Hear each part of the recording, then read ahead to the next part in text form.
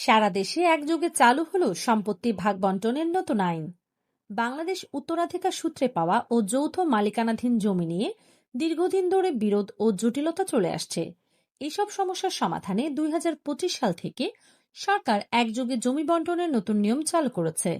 এর ফলে পূর্বের হয়রানিমূলক প্রক্রিয়া বাতিল করা হয়েছে এবং নতুন এই ব্যবস্থায় ভূমি মালিকরা সহজেই তাদের অংশ বুঝে নিতে পারবেন। নতুন নিয়মে কি থাকছে জেনে নিন। আগে উত্তরাধিকার সূত্রে পাওয়া কোনো ওয়ারিশ শুধুমাত্র ওয়ারিশান সনদ দেখিয়ে নিজের অংশের নামজারি করতে পারতেন।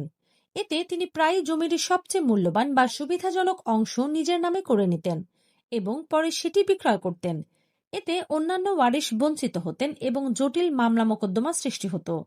এখন থেকে বন্টননামা দলিল ছাড়া আর কোনো ওয়ারিশ বা অংশের জমির নামজারি বা বিক্রয় করতে পারবেন না। অর্থাৎ সব ওয়ারিশকে মিলেই বন্টননামা দলিল তৈরি করতে হবে। এরপর সেই দলিলের ভিত্তিতেই নামজারি ও জমি রেজিস্ট্রেশন করা যাবে।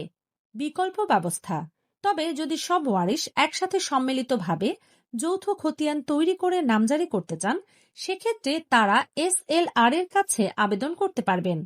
SLR যাচাই বাছাই শেষে তাদের যৌথ খতিয়ান দেবেন, যা দিয়ে তারা খাজনা পরিশোধ এবং চাইলে জমি বিক্রয় করতে পারবেন।